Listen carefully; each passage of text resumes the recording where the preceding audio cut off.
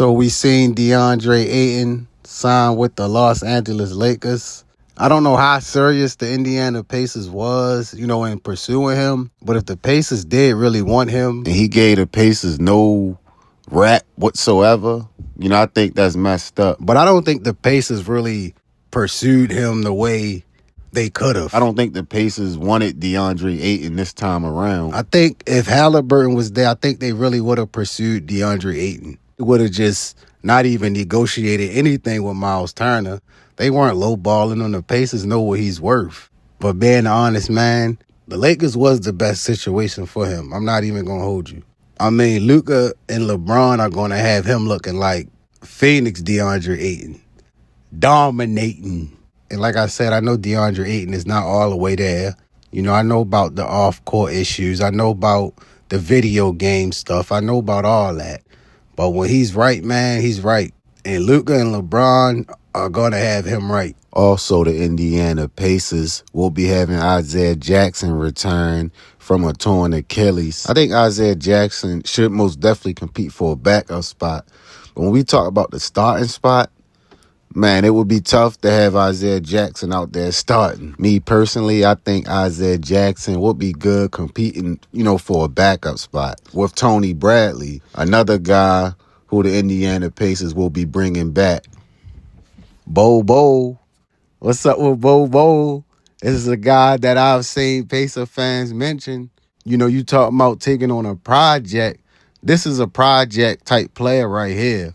But he has health issues. You can keep him healthy and on the floor.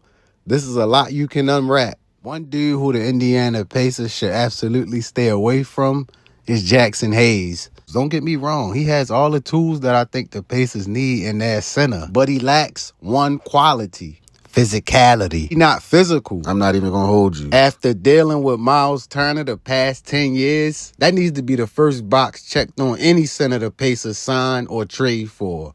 Physicality.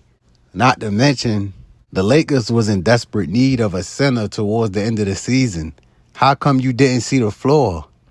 I don't want to hear nothing about it was J.J. Redick's fault.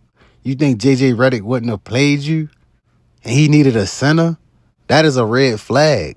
But as far as DeAndre Ayton, that ship sailed a long time ago, Like I said, I don't think the Pacers were really interested in him. I think they maybe put in a phone call, but I don't think they really wanted him like they previously wanted him in the past. But it will be interesting to see what will the Indiana Pacers do. We don't know what they will do. They may stay quiet. They may do something huge. But all I know is the Pacers will definitely have to do something at that center position now that Miles Turner is no longer a Pacer.